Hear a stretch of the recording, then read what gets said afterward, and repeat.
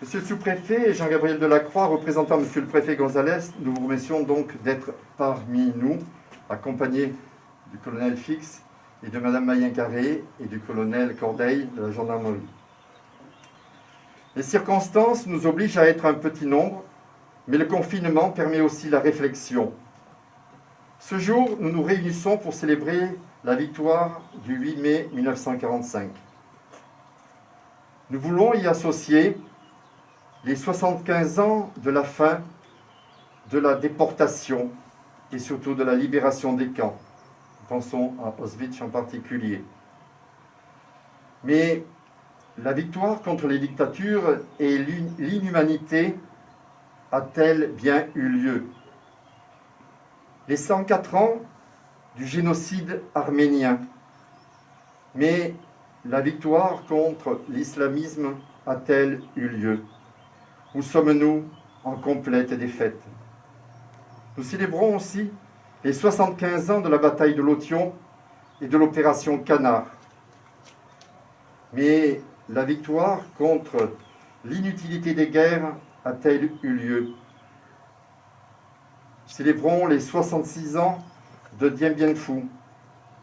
Mais la victoire du respect des premières lignes au combat a-t-elle eu lieu? Aujourd'hui, ces premières lignes ne sont-ils pas nos soignants, dont de nombreux gilets jaunes? Nous célébrons donc ces 75 ans de la victoire de 1945. Mais la victoire sur les experts, hier comme aujourd'hui, qui font de leur ego, font croire de tout savoir, a-t-elle eu lieu? Hier, sans le général de Gaulle, cela aurait été défaite si on n'avait écouté que les experts. Et aujourd'hui, sans les réanimateurs et les maires, la situation serait cataclysmique. Dans 6 mois, l'homme nouveau sera-t-il changé en pire ou en meilleur? L'équité, l'espace de vie, la responsabilité seront-ils supérieurs aux traders, aux normes imposées, au traçage de tout homme? Demain, serons-nous pires qu'un simple chiffre de sécurité sociale, de compte bancaire ou de numéro d'imposition? J'ai l'habitude, Madame Mayen-Carré, maintenant le sait, de dire ici, parce qu'il y a souvent les enfants des écoles qui viennent systématiquement, j'ai l'habitude, oui, de dire devant les enfants de nos écoles que ce lieu est un lieu du devoir de résistance. Comme dit une certaine chanson, résiste, prouve que tu existes. Oui, ici, résistance, liberté de penser, devoir de rébellion, devoir de connaissance, devoir d'humilité de nos ignorances et de nos erreurs sont ici réunis. Ce jour, c'est bien un cri des humains devant cette cacophonie médico-politicienne qui nous remonte à nous, élus de proximité. La disparition du bon sens et le mensonge institué créent, vous le savez bien, l'incrédibilité en tout. Posons-nous la question. Aujourd'hui, y aurait-il eu un De Gaulle? Y aurait-il eu de la résistance? Y aurait-il eu une première DFL? Ne sommes-nous pas, comme à l'entretien, vous avez tous appris, ou l'entrevue de Munich, les meilleurs, je dirais 3 petits points, vers la défaite? SOS, résiste, prouve que tu existes. Le Panem et Circenses d'hier est remplacé par la civilisation du smartphone et du loisir. Fini la joie de créer, la joie de regarder vivre. BFM et d'autres sont là pour endormir la pensée. Tout doit être banalisé, commun, habituel. Vous connaissez tous Hannah Arendt qui disait qu'un peuple qui ne peut plus croire ne peut se faire une opinion. Il est privé non seulement de sa capacité d'agir, mais aussi de sa capacité de penser et de juger. Et donc, vous pouvez lui faire ce que vous voulez. Tous ici présents savent ce que cela veut dire. Nous avons appris l'histoire du monde. Oui, notre monde, notre histoire sont emplis de tous ces peuples habitués à la banalité. Banalité malheureusement parfois contrainte, parfois imposée et maintenant de plus en plus choisie.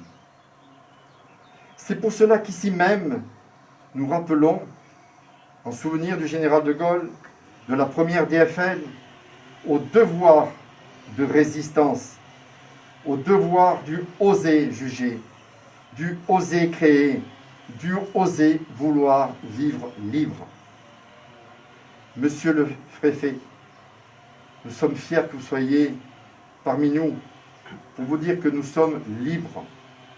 Restons simplement hommes. Soyez pour nous, monsieur le préfet, porte-parole d'aide à nos communes. Soyez porte-parole de pouvoir donner de l'espace autour de nos habitations. On l'a bien vu ces temps-ci, et non de la surdensité. Vous êtes parole pour claironner l'équité. Soyez un insufflateur d'air à nos vies, du mieux vivre et mieux être. L'intelligence artificielle est utile, mais l'intelligence du cœur et du bon sens, celle d'une existence en humanité, est supérieure.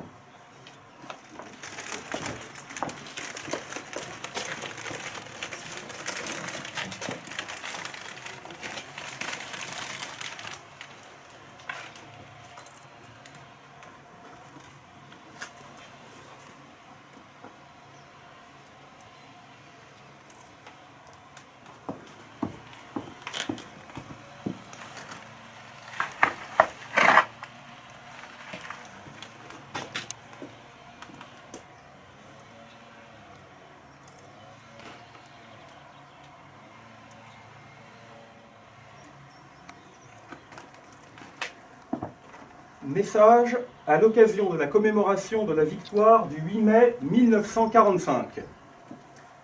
Ce 8 mai ne ressemble pas à un 8 mai. Il n'a pas le goût d'un jour de fête.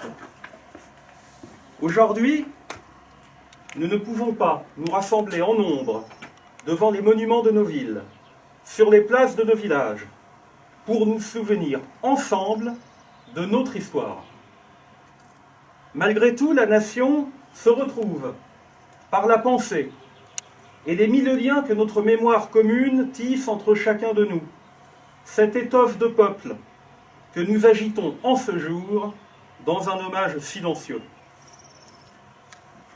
C'est dans l'intimité de nos foyers, en pavoisant nos balcons et nos fenêtres, que nous convoquons cette année de souvenirs glorieux de ceux qui ont risqué leur vie pour vaincre le fléau du nazisme et reconquérir notre liberté.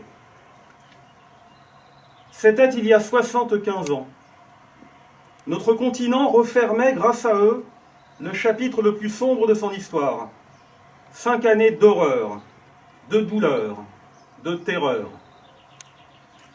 Pour notre pays, ce combat avait commencé dès septembre 1939.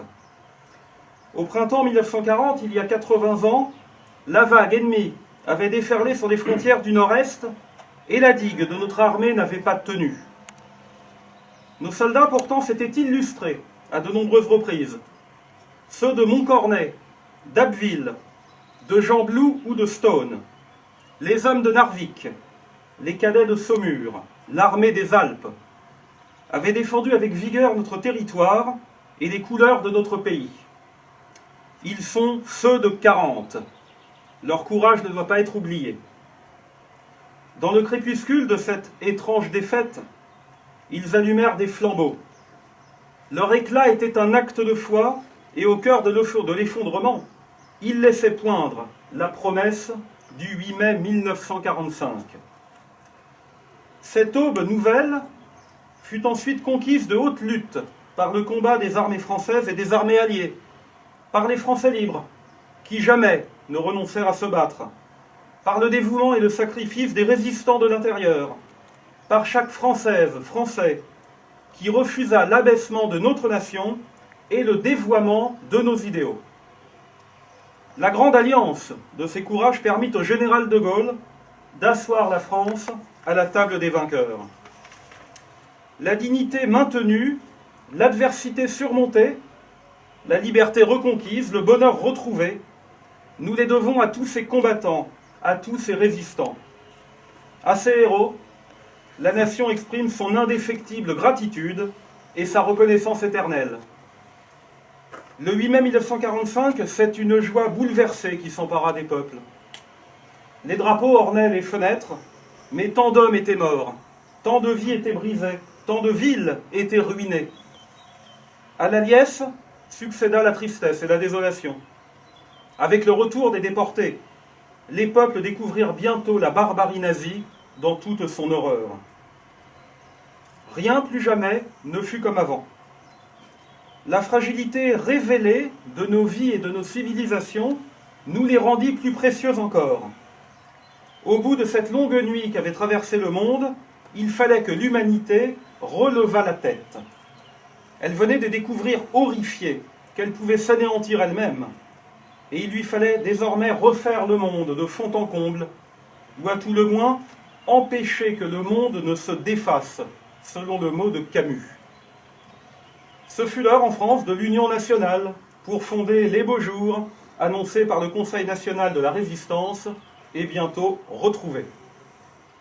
L'heure en Europe de l'effort commun pour bâtir un continent pacifié et fraternel. L'heure dans le monde de construire les Nations Unies et le multilatéralisme. Aujourd'hui, nous commémorons la victoire de ce 8 mai 1945, bien sûr, mais aussi, mais surtout, la paix qui l'a suivie. C'est elle, la plus grande victoire du 8 mai, notre plus beau triomphe, notre combat à tous, 75 ans plus tard. Vive la République, vive la France.